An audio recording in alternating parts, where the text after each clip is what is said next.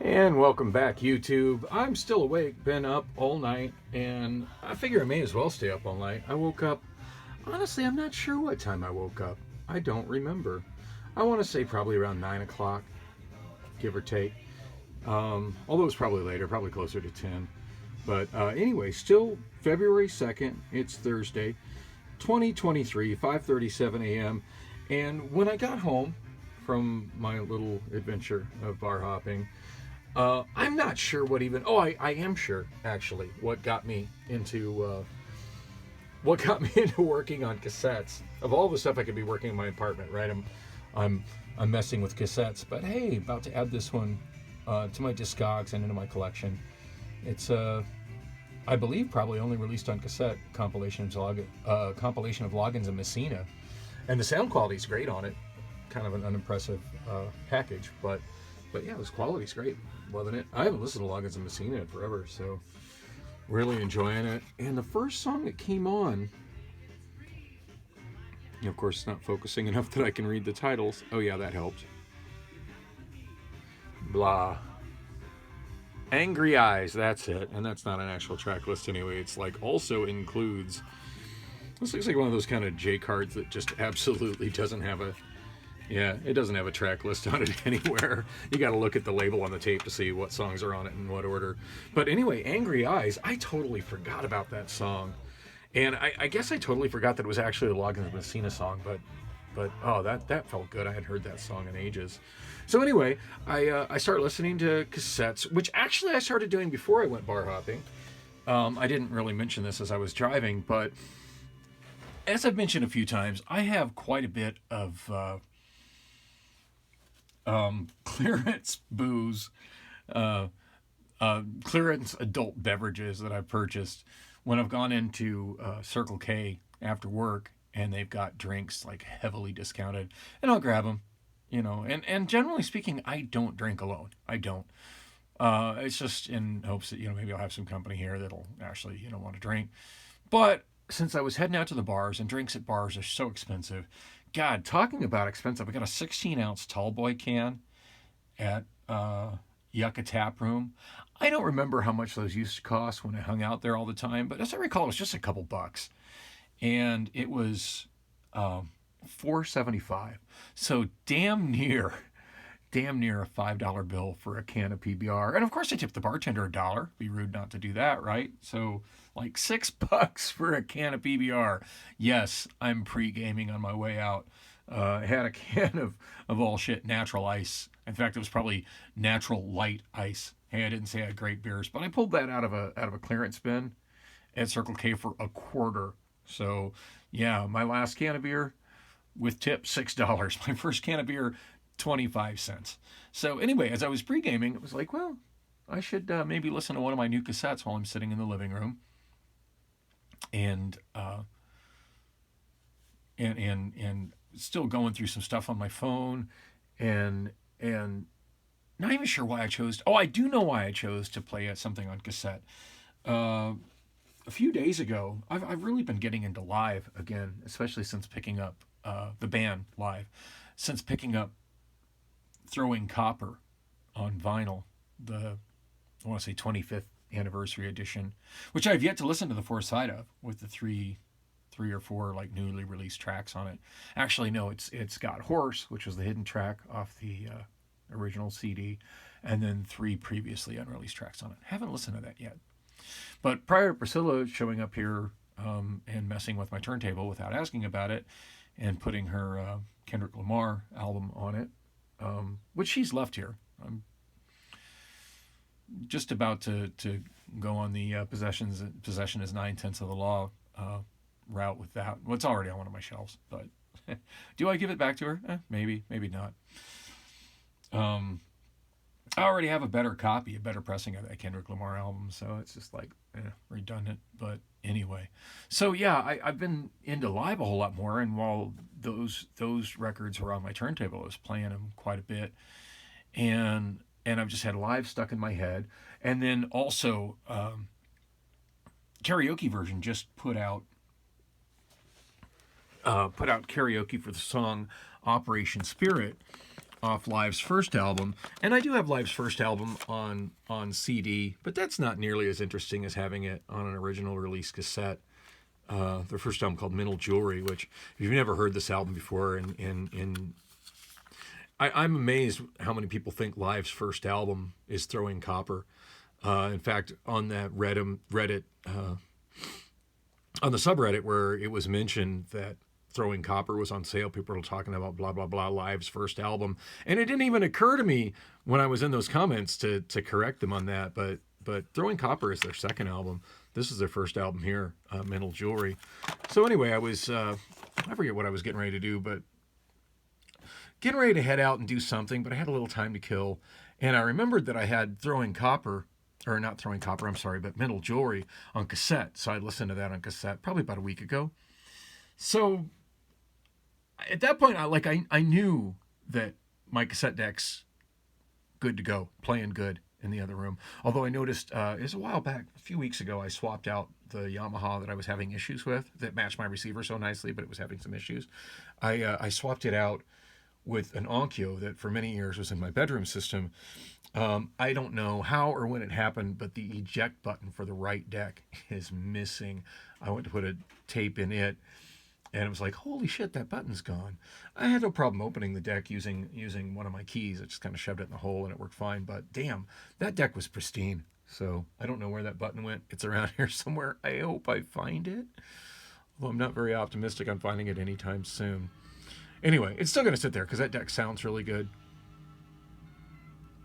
Wow, not only does it sound really good, but I forgot it's got what's called shuffle play, where it plays both sides of one deck and it plays both sides of the other. So I don't know if you're hearing the music in the background, but it just automatically switched from the Loggins and Messina tape I've shown you all the cover of to the Blood, Sweat, and Tears Greatest Hits cassette that's in there. I tried playing that one earlier and it was kind of squeaking and dragging. Generally speaking, the solution to a cassette that does that, at least the first thing you want to try, is just fast forward, rewind, fast forward, rewind, fast forward, rewind, 5-6 times. Do it several times. And it tends to solve that problem. Seems to have.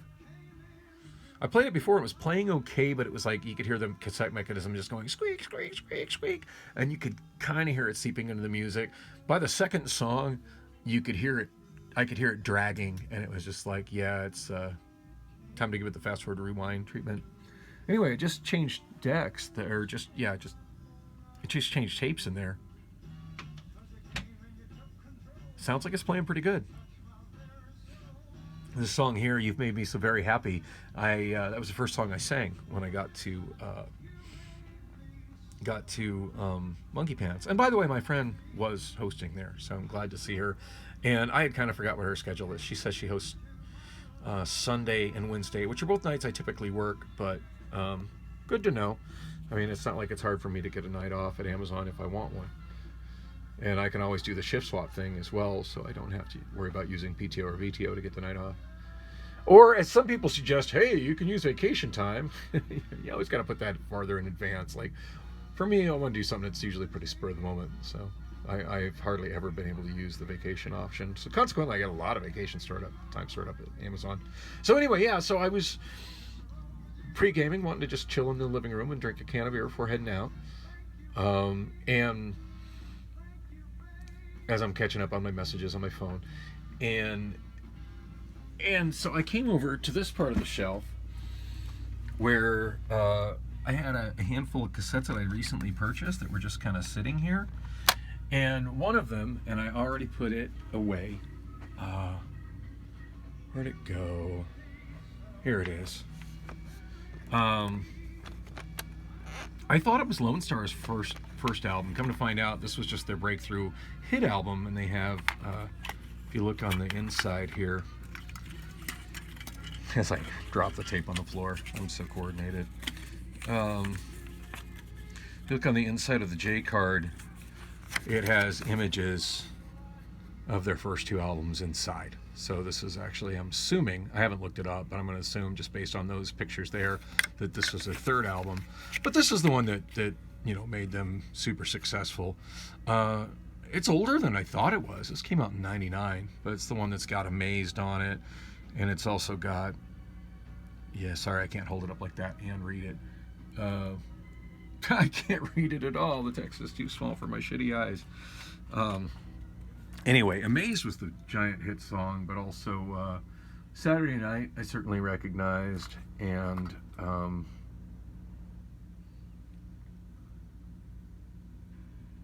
man, there was at least one other song on this that I really, really was familiar with. Anyway, so I popped that in. Didn't listen to the whole tape while I was pre-gaming. I just kind of listened to a few songs till I got that. Actually chatted with a friend from Bullocks that I hadn't heard from in a while, and as well as I worked on that beer. And then I stopped. Now, I thought I had that deck set to where it would just play one side and didn't stop. But when I got home from the bars, like right after I finished the video and came in from outside, it was still playing Lone Star, more or less the point it was where I left off, which meant the tape had just been auto-reversing and playing over and over the whole time I've been gone. Yeah, way to put unnecessary wear and tear on my deck and my tape, but whatever. Sure, the cats enjoyed it. So anyway, that's just what I was listening to when I came in. So it's like, what the hell? Listen to the rest of the Lone Star album. And at that point, I was kind of in the mood for just playing some tapes, playing some of my newly arrived tapes that, and by newly arrived, they could have been sitting on it for up to 2 years, but just ones that I've purchased that I haven't had a chance to listen to yet, or put here in my organized collection, or catalog on my Discogs. So listen to that Lone Star, and the other one. I think it went in this general direction. Yes. Actually, I didn't listen to this one. This one is one that I got when I got that tape of cases, or that case of tapes from the karaoke host husband over at the Wander Inn. And I vlogged about that. That's been a few months since that happened. But Moody Blues, Days of Future Past. I did listen to that one in its entirety about 3 times when I was going through those tapes. So I finally got it cataloged and put away.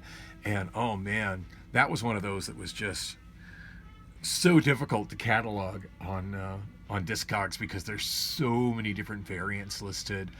And I never did find one that was exactly this variant. So the proper thing to do per Discogs would be to create a new listing. Yeah, it took me long enough to realize that they didn't have a listing for this one, and I may do that at some point. But the one that I got, the one that I listed mine under, and I put just in the notes the difference on mine, is exactly identical to that. Exact same textured cassette shell, beige tape, etc. I don't know if y'all can even see this. If you look really close, there's a... My phone don't want to focus on anything that close. There it is. There's a small number 72 right there by the record label. And it's not even a case of this phone not focusing on it very well. It's not printed very crisp. It's a little bit blurry on the tape anyway.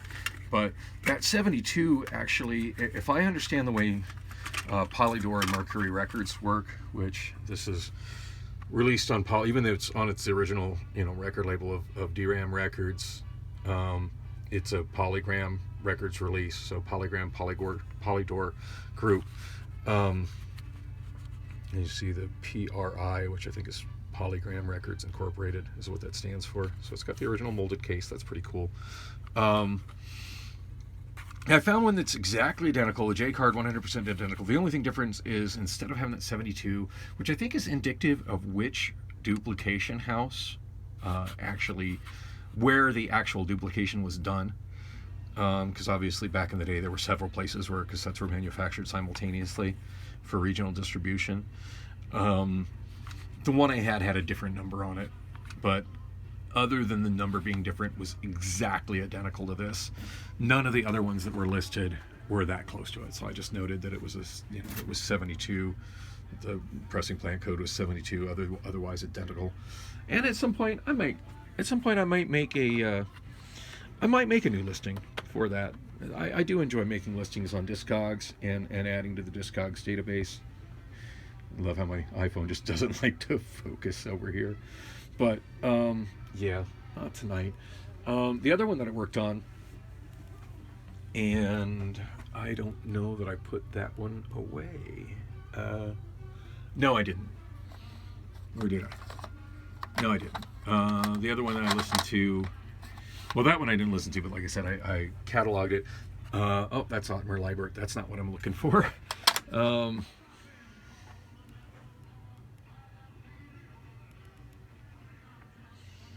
well, I'm not sure where I put the other one that I listened to in catalog now. Oh, here it is. Here it is. So I put those two away and kind of did the shuffle thing where I move each one a spot down. Now there was a blank spot not far from where the Lone Star went in, so problem solved there. And I just had to move a couple tapes to make that go. And then as the order of these go, the way I've got them alphabetized is I've got this case up here is in alphabetical order. The band's a cappella, and sorry my phone focuses so poorly, so y'all can't really see this stuff very well, but a cappella, each row going down alphabetical order by artist. And you see I got a space here. Sometimes I take them out to listen to them and they just don't make it back. And rather than stressing out on what's missing there, when I add new ones, I just kind of fill up the gaps, and I figure the other ones I make space for them when they make it back to the wall. But this one goes in alphabetical order from a cappella to Cypress Hill. Oh yeah, got Cypress Hill, Black Monday on cassette. That's the good shit there. Although this is one of my favorite albums of all time right there. The Cure, Disintegration. Hell yeah.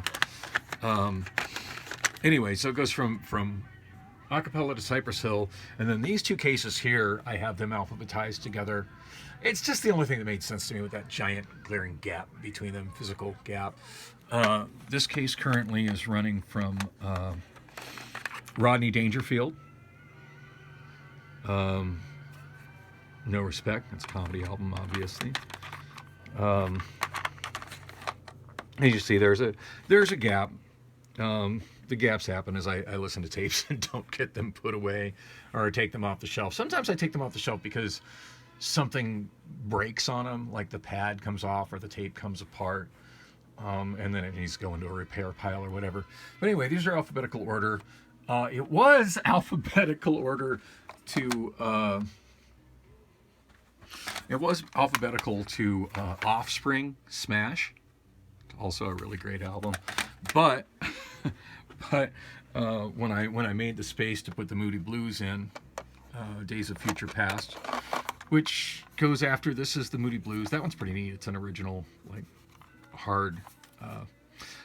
People on Discogs are calling this a snap case, although I don't think this is technically a snap case. But anyway, it's an older style of cassette case. Unfortunately, this one here that I have, this is Moody Blues, is only one of the two cassette set. I'm not sure if this is tape 1 or tape 2, but I'm missing the other tape, and I'll probably never find it. And you know, some people wouldn't even put something like that in their collection. Hey, it's like 45 minutes of Moody Blues hits. I'm fine with that. I can listen to that. It doesn't break my heart that it's missing the other tape. It's a greatest hits compilation anyway, so it's not like I'm missing half of a continuous album. And in my Discogs, I just have it mentioned that it's only, actually, does it say right on it there? I feel like it says what tape it is right there, and I just can't seem to get my eyes and or my phone to focus enough to say it. Yeah, there it is. Tape 1, part 1. So yeah, I'm missing part 2. Maybe someday I'll get lucky enough to find it, but I'm not holding my breath. Those old tapes and the hard shell cases like that are really hard to come by these days. I mean, cassettes in general are kind of hard to come by these days. But, oh yeah, and there's my Morrissey. I've still been on a Morrissey kick lately, so I'll maybe listen to some of those later. But anyway, as I shuffled them down, I took the Offspring out.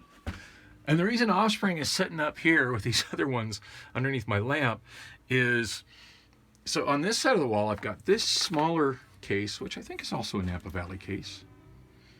Nope, it's an off-brand. It doesn't have the Napa Valley logo on it. It's something I found at Goodwill for $4.49. I don't know, maybe I got 50% off. I'm sure I got 50% off on that one, because that's a little more than I typically will pay for one of those cases. Although at this point, these style cases are so hard to come by, and they sell for so much on eBay, even if I do see them like at almost $5, they're worth picking up.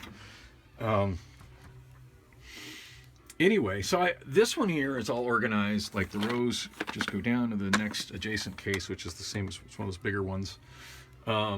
Except for this one's one row wider. So anyway, at this point, it's starting with Oingo Boingo, and each row going all the way down. And here we got Tangerine Dream, goes down to James Taylor. and then all the way to the end of the alphabet. Oh yes, finishes with ZZ Top. I think this is Afterburner or Recycler. Yeah, ZZ Top Recycler is the last one that I have. And so I realized, oh geez, this is completely full all the way to ZZ Top. So this one here, which is one that I just got done listening to and cataloging, Ray Stevens' Greatest Hits Volume 2, which was okay. It had a couple cool songs on it. I think my favorite on this one, I mean, with Jesus Wear a Rolex is kind of a classic. I enjoyed that. I haven't heard that in a long time. But one on here that I vaguely remember hearing it, but I don't think I've probably heard it since I was a kid, is Help Me Barry Manilow. That was genuinely fun.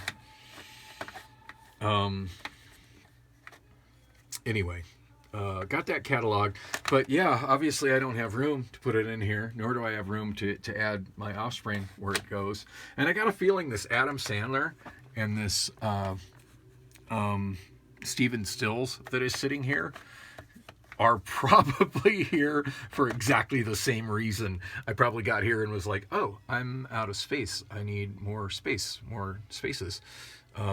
That's here for a different reason. That's actually computer software for a Tomex Sinclair 1000, and it's backgammon, and it's still factory sealed, which is pretty wild. Now, does it still work? Who knows? I don't have a computer that'll work on, and even if I did, I don't know that I'd want to break the seal on that as much as I'd probably find some other way to get that game into the computer, because it's just so crazy that I'm still sitting on that factory sealed. But anyway, yeah, so those four, I know those are all ones that are cataloged. I know my Adam Sandler is cataloged, my Stephen Stills is cataloged. That's an actual snap case. It's kind of sad. Some of the paper is decayed. I glued what little bit was left of it, so it's nice and tight. But yeah, what's gone is gone. Nothing I can do about it. That tape sounds pretty good. It's trying to remember what the big hit is off that Stephen Stills album, but so I recall that whole album was pretty decent, and that tape sounded. A lot of times when the tapes are that old, they just don't sound that good. But as I recall, that one sounded pretty decent. But anyway, so I'm working on that, and granted, I mean, I should be cleaning my kitchen, I should be cleaning my bathroom, I should be cleaning my bedroom. There's so many other things I should probably be doing, cleaning my fridge. You know, sometimes I just got to do things that I enjoy. Otherwise, I'm just going to be laying in bed, just either trying to force myself to do additional sleep, or I'm just going to kill my time on YouTube and Reddit and accomplish nothing. So I feel like I'm accomplishing something here. I want to shoot a little video to kind of share it with y'all. Oh, and then there's my my tiny little collection of pre-recorded DCCs, which consists of one. Just Vanessa Williams. That's the only DCC I own, which is fine. I don't own a DCC deck, so that's cool. At least I got an example of what a DCC is and what it looks like. Someday I'll get a DCC deck, but they typically sell for obscene amounts of money. I have many disc players. I kind of got those up from Ghettotronics during a dip in the market when the prices probably got the lowest they'll ever be, because now working MD players are expensive as hell. Now that millennials are discovering them as a retro sort of thing. Those are the only pressed, well, actually the only pressed full retail packaged mini discs that I own. Left Field, Rhythm and Stealth, which is I think their second album, and Richard Ashcroft. I forget the name of that album, and of course I can't read print that small because my eyes are terrible. Maybe y'all can read it. Alone with Everybody. I remember the name of that album. That's his first solo album, and I'm trying to remember. And yeah, those are. Those are computer drivers that need to be somewhere, but not really there. I'm trying to remember what the band was that he was the lead singer of. I know it was one of those like late 80s British alternative college radio type bands that I liked. This album came out in 2000. It's his first solo album, and at the time back in 2000, that was shortly before losing the house on Sweetwater, and I had digital cable. Well, I got a credit slip for Bookman's. I would imagine that's expired, but it might not be. Actually, I think the reason it's sitting there is because those don't have expiration dates. But it's not for enough money to warrant a drive all the way to Bookman's, so it sits there, and I always forget it's there. And God, the last thing I need to be doing is going to Bookman's right now. I spend way too much money in that store, and I'm just trying to pay off my credit card debt right now. But this album, Get enough light on it to read it. Um, yeah, the two hits I remember on it is A Song for the Lovers and Come On, People, We're Making It Now.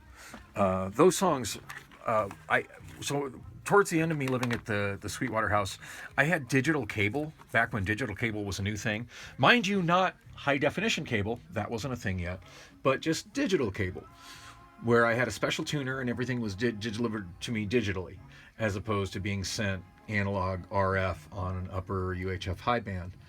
Um, and one of the things, it just had hundreds more channels than traditional cable did at that time. At that time, typical cable had about 100 channels or whatever. Oh, that tape is squeaking again. Do you hear it? The squeak has returned. Damn. Oh, well, gonna have to fast forward and rewind it, and fast forward and rewind it a few more times. Anyway,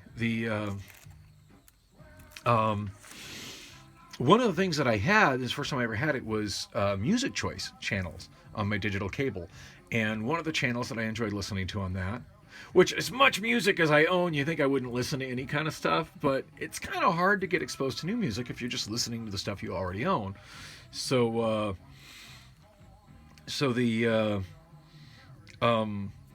anyway, I was hearing that Richard Ashcroft on that radio, and I love that. And I remember getting that CD like shortly when it came out, so I was pretty stoked when I found that on mini disc. Typically, pre-recorded mini discs run for about between $50 and $200, and I think I found that one on eBay for about $17 a few years ago. So I doubt I could pick it up that cheap now. So got on it. This is actually a CD3, and that picture of a drum kit is, yeah, I can't seem to find a clear sleeve this size, so I've got the stupid printing on it. But underneath it, it's Robin Hitchcock and the Egyptians. I forget what that is. I hate that it's, like, it ruins the display of it, not being able to see it because there's printing on this sleeve. But until I can find a 3-inch sleeve, this is the best I've got. This one here, I don't have a sleeve for it. I think what I was getting in these sleeves were the little mic condom, the little covers that we were having to put on the mics when karaoke first started, when the so-called pandemic was still going on. That's what they came in. Yeah, in fact, I see it right. It says right there, microphone cover. And I remember taking one home and thinking, I think it's the right size for a CD3, and it totally was. And I wish I'd have snagged another one two more, because I've got Suzanne Vega. I think that is the single for Solitude Standing. Oh no, it's Luca. Luca, Left of Center, and Neighborhood Girls. It's got more songs than the regular 7-inch, which I think is kind of a perk. A lot of times those CD3s are just identical to the 7-inch vinyl. And then this is neat. This one's one that was put out by Elektra Records just promoting 3-inch CDs. So it's just got the Elektra Asylum thing on it and CD3. Now I remember originally getting one of these with a magazine or something, or maybe it was a freebie from a record store I hung out at right when it first came out in like 89. Made by DADC. It's got the DADC logo on it. And talk about 4 songs that really don't belong together in a single CD, but here they are. It's got The Cure, Hot, Hot, Hot. God, I wish this would focus better, or my eyes would focus better. It's got a Keith Sweat song on it. 10,000 Maniacs, Like the Weather. I like Keith Sweat. Something Just Ain't Right. I don't remember that song by title. I'm sure I'd recognize it if I heard it. 10,000 Maniacs, Like the Weather, and Doc and Heaven Sent. Yeah, 4 songs that just don't go together at all. But they're all songs I like. And, 3 of them are songs I like. One of them is an artist that I like, and I'm sure I'd like the song if I heard it. Sure, as soon as I play it, I'll be like, oh, yeah, that song. Cool. Yeah, I like that one. But I don't remember how the hell I found that. I think I bought that off Discogs, just doing some random searching. I was searching for something else, and that came up in the search, and I'm like, oh God, I remember owning that CD. Those are 4 songs that totally don't belong together on a 3-inch CD in a paper sleeve, and it was super cheap, so I bought it. And then, of course, the hit clips. And this is the program from one of my best friend's funerals. He died many, many years ago, so probably not the best place to put it, but it's better there than lost somewhere. Oh, and that's my daughter. She's lost somewhere. Ooh, that tape is dragging bad. Okay, I gotta stop it. This is just more than I can bear. Damn. It was playing so good, too. Yeah, right there's where the button is missing. There's the eject button there. That one's still there. Oh yeah, living room was still a mess. I was not trying to feature that in this video, but because the hallway's kind of clean. But oh well, if you made it to that part of the video, yeah, my apartment's still a mess. What a shock. Anyway, so as I realized that I didn't have space to put those, what just happened here? Oh, I think I just. Wow, it's like those screen went black for a second. So realizing I didn't have space to put these away, and then realizing that that's probably why those two are sitting there as well. I know I had two more of those cases, and I went and got one of them was full of tapes. The other one in Lily's bedroom, not full of tapes, but it was like super dirty, and the back was coming apart. And as I tried to pull the back apart a little bit more to clean it out, it just completely, the back came off, and I'm figuring, okay, that's good. I should fully remove it and then put it back on more securely. And then I started. I figured, well, I need to clean this up. So I started sanding it. Usually the best way to make these nice is just to hit them with sandpaper and just get rid of the funk on the outside and just sand them down. I don't even worry about putting a finish on it. These were sold unfinished. That's actually what they're supposed to look like. It's just smooth, unfinished pine. So just sandpaper will take it back to what they looked like when they were new. So I'm working on that. And as I'm working on that, all of these pieces completely fell out of it and hit the floor. And I'm like, that's fabulous. Some of them were physically broken. I'm not quite sure how I'm going to get those together, but I'm sure I'll figure it out as I work on it. But as I've been working on this, I've come to the conclusion that I need two more things to finish it properly. Probably three more things. Some very small finishing nails. The back was held together with these little like staples, so I'm probably going to pry those out and try to do it with very small finishing nails. I was working on cleaning stuff out of the bins, and I found a hammer, a rather nice claw hammer. What a random thing to be in my bins. So I got the tool I need, but yeah, I want to get some small finishing nails to put that in. These actually don't go in with nails. They just go into these slots here. Not sure what I'm going to do about the couple that are broken. I don't really have the tools to try to remake these pieces, but I think if I could probably just probably just put it together with like something like packing tape. I'm thinking clear packing tape, which I know sounds totally ghetto, but once the tapes are in it, that's not going to be visible whatsoever. So not sweating that. But the two things I think I need to get to finish this project and make it look, get it up on the wall looking nice. Because what's on the wall, I'm not wanting to fuck with it for a while. I need to get a smaller grit sandpaper than what I have, so I can sand it a little bit smoother than what the stuff I have is doing. And I think I want to get a sanding block. It seems like I had one, but I don't know where it is, and they're inexpensive, so why the hell not? Get myself a sanding block once things open up this morning. It's 6:10 a.m., but yeah, I don't think any place that actually sells that kind of stuff. I don't know what time Walmart opens up. Walmart opens pretty early, and it'd probably be those are probably tools I can get at Walmart. But at any rate, yeah, I want to get that before I finish this up, and the finishing nails, and then finish this project. And then it's going to go right here, underneath this one. Now, putting this in place here, this is kind of frustrating, but let me share my frustration with you all. Moving these slats out the way. Oh yeah, the carpet is so dirty over here. Anyway, I swept it really good there. Yeah, still some funk. I don't really have a carpet cleaner right now, so I just swept it as good as I could to try to get as much dust and stuff out of it. Yeah, it's not pretty, but I'm gonna kind of cover it up. Anyway, I brought this frame. Put this frame here. That's the side that looks the worst, but I think it got wet and a little bit moldy at one point. But I'm going to have this thing looking nice when I get it. But anyway, I go to put it here, and I'm thinking, okay, I'll just go under here, and I push it against that one. And it seems like I measured these when I did it, but if you look, it doesn't, like to put it tight against this one, it's not on the carpet, but it doesn't quite clear the floorboard. So I think what I want to do is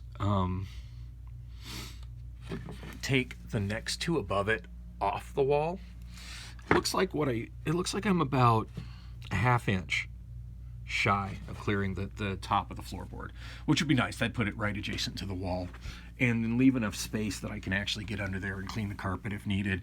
And if I ever have a situation where the carpet floods again, like it did when my hot water heater burst, I won't have to worry about it getting damaged from the carpet being wet. There'll be a space barrier between the wood and my tapes, and then the potentially wet carpet.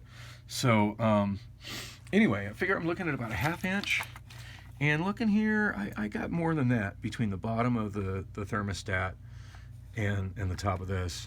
Now I do worry that maybe that's one of the reasons my thermostat doesn't work as efficient, is because it's not getting adequate access to ambient air. It does okay at regulating the temperature in here, so I'm not going to sweat that. But yeah, this one needs to come off the wall. The one beneath it needs to come off the wall, and they all need to go up. Then I need to put the one, get the one on the bottom rebuilt, put it up, and then mount the two above it. And then the next part of this project, but wait, there's more. So what's going on here? This is a trick that I learned when I first moved into this apartment. I'm on to think if I first did it here, maybe, I think I actually did it at my last apartment in Tempe. But I remember I was putting shelves against the wall and, frustrated because I've got the baseboard.